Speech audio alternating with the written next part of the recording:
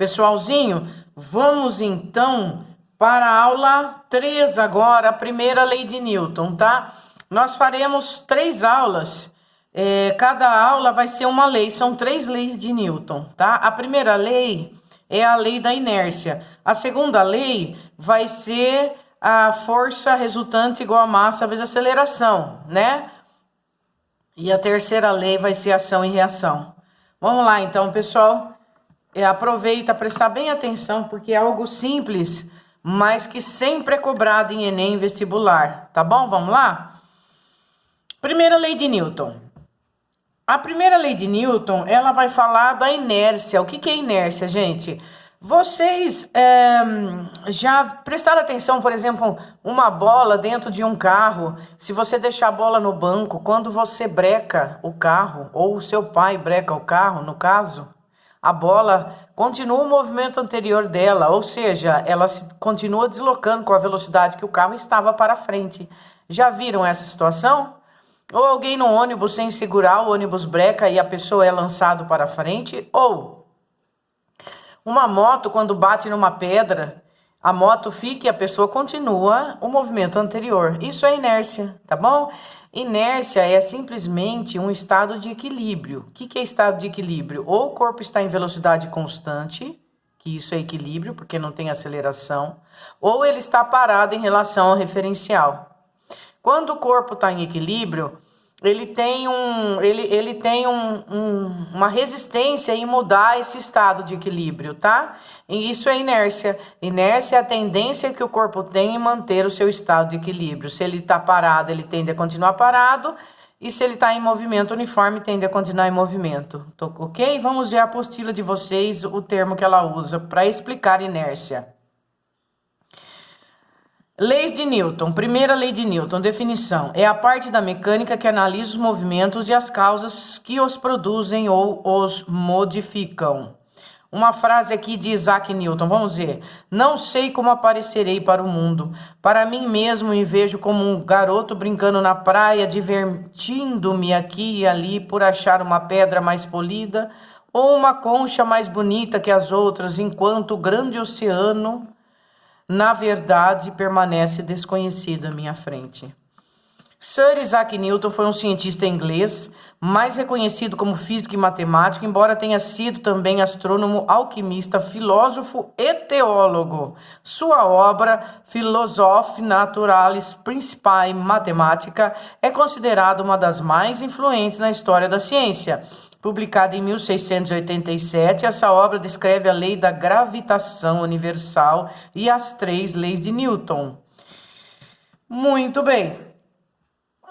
Vamos achar a lei de Newton, então. Todo corpo continua no estado de repouso ou de movimento retilíneo uniforme, a menos que seja obrigado a mudá-lo por forças a ela aplicada, tá bom? Isso é inércia, a tendência do corpo em manter seu estado de equilíbrio.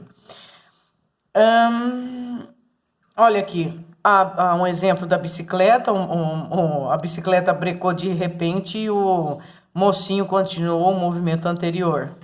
Isto é inércia. A conclusão mais direta desta lei é que um corpo em que a resultante das forças é nula estará em repouso ou em movimento retilíneo uniforme, tá, gente? Isso que é equilíbrio, ou é repouso ou é movimento retilíneo uniforme. Quando um corpo está em equilíbrio ou em movimento retilíneo uniforme, a força resultante é igual a 0. Referencial inercial. Referencial inercial é todo aquele que torna válida a lei da inércia, ou seja, sistema de referência que não possui aceleração em relação às estrelas fixas. Aí tá mostrando aqui exemplos de inércia, olha, um motorista, quando tem que brecar de repente, ele continua o movimento dele anterior, por isso a importância do cinto de segurança, tá? Aqui o mocinho andando de skate, bateu numa pedra, ele continua a velocidade anterior. Se um corpo estiver em repouso, é necessária a ação de uma força sobre ele para colocá-lo em movimento. Uma vez iniciado o movimento, cessando a ação das forças que atuam sobre o corpo, ele continuará a se mover indefinidamente em linha reta com velocidade constante. Isso é quando não tem forças dissipativas, por exemplo, o atrito, tá bom? Aqui vem um exercício resolvido do Enem. Para entender os movimentos dos corpos, Galileu discutiu o movimento de uma esfera de metal em dois planos inclinados sem atrito. Aqui estão os dois planos inclinados e sem atrito. E com a possibilidade de se alterarem os ângulos de inclinação conforme mostra a figura. Na descrição do experimento, quando a esfera de metal é abandonada, o que é abandonada? A velocidade inicial dela era 0. Para descer um plano inclinado de um determinado nível, ela sempre atinge um plano ascendente, no máximo em um nível igual àquele em que foi abandonada. Isso quando não tem atrito, certo, pessoal? Se um ângulo de inclinação do plano de subida for reduzido a 0, a esfera, então ele está falando assim, ele vai soltar essa bolinha desse lugar com velocidade inicial igual a 0. Não tem atrito aqui, não tem sistema dissipativo, tá? Aí isso aqui vai ser colocado na horizontal agora. Então, a trajetória vai passar a ser assim. Sem atrito, o que acontece com essa bolinha quando abandonada a um certo ângulo? Manterá sua velocidade constante, pois o impulso resultante sobre ela será nulo. E aí vai outras alternativas. Gente, quando não tem atrito, não tem força dissipativa, não tem nada para atrapalhar o movimento anterior. Então, o movimento anterior que essa bolinha adquiriu, ele continua indefinidamente. Então, é a alternativa A, tá bom? Exercícios de fixação. Aqui tem uma tirinha, né? Vamos dar uma olhadinha. O rapaz aqui estava dormindo, houve um acidente do carro, só que ele estava sem cinto de segurança, né? E aí a pergunta é, você morreu de quê? E ele respondeu de inércia. Ao analisar a situação representada na tirinha, quando o motorista freia subitamente, o passageiro mantém-se em repouso? Não, né? Tende a continuar em movimento e colide contra o para-brisas? Sim.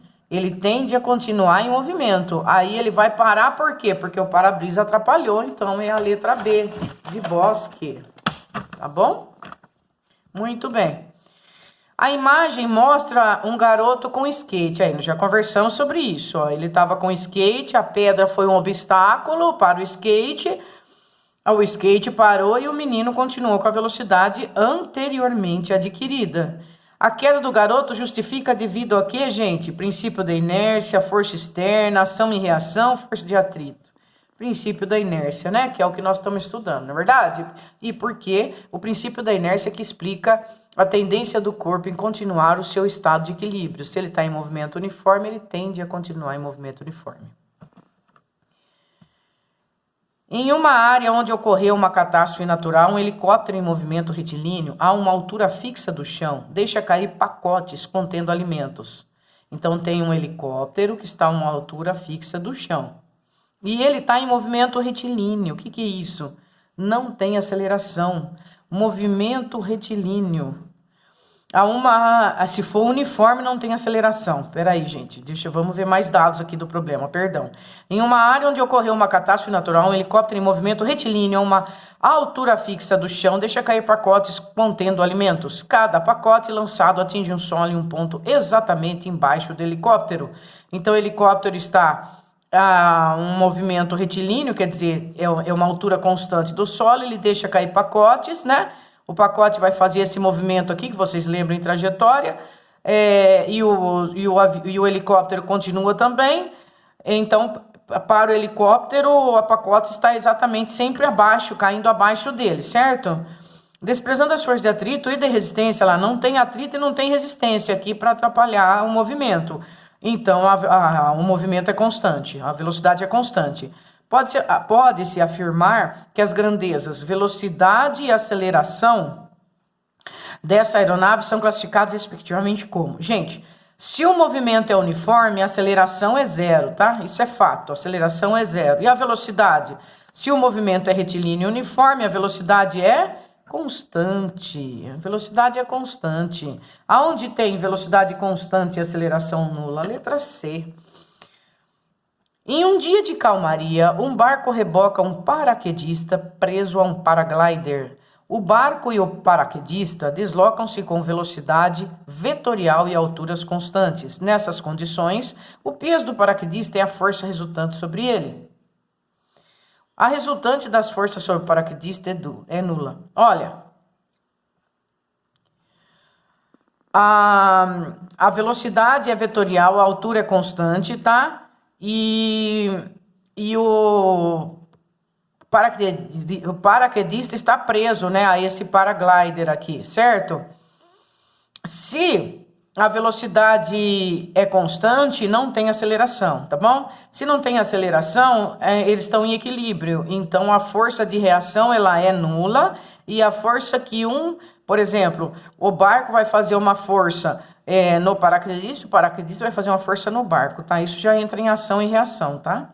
A resultante das forças sobre o paraquedista é nula. Por que a força resultante é nula? Porque quando a velocidade é constante, não tem aceleração. Não tendo aceleração, a força resultante ela é nula, está em equilíbrio.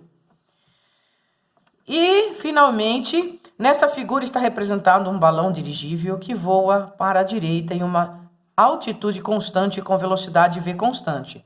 Sobre o balão atuam a seguinte força: peso, empuxo, resistência do ar e força M, que é devida à propulsão dos motores. Propulsão dos motores é o que vai projetar o dirigível para frente, correto?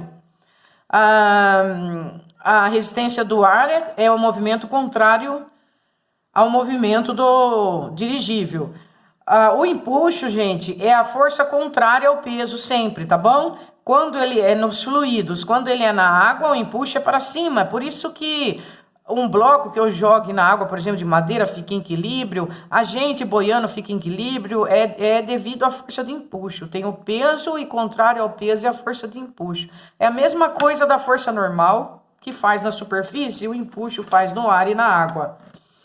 Aí ele está perguntando qual desses esquemas aqui melhor representa essas 4 forças: empuxo, a resistência do ar, a força do motor e o peso do dirigível. O peso do dirigível tem que ser para baixo. A resistência do ar é contrária ao movimento, o motor e o empuxo. Todos estão assim, olha, todos estão na direção correta das forças, só que tem um detalhe. O detalhe é que ele falou que a velocidade é constante, olha aqui, ó, velocidade constante. Quando ele dá essa informação, velocidade constante, a gente associa imediatamente com força resultante igual a zero. Para a força resultante ser igual a zero, as forças têm que ter mesma direção e sentido contrário. E mesmo módulo. Então, aqui ó, não está o mesmo módulo, tá vendo? Que os vetores são diferentes. Isso aqui não vai dar zero a resultante, tá vendo? O único que é igual é a letra B. Porque eles têm mesma direção, sentido oposto e mesmo módulo. Porque tem o mesmo módulo, mesmo tamanho, mesma intensidade. Aí esse vai anular esse vai anular esse, e a força resultante será zero. Com isso, gente, terminamos a aula de inércia. Eu vou pedir para vocês, por gentileza, fazerem os exercícios 26 até o exercício 30, que ele é teórico. No instantinho vocês farão esse exercício, tá bom?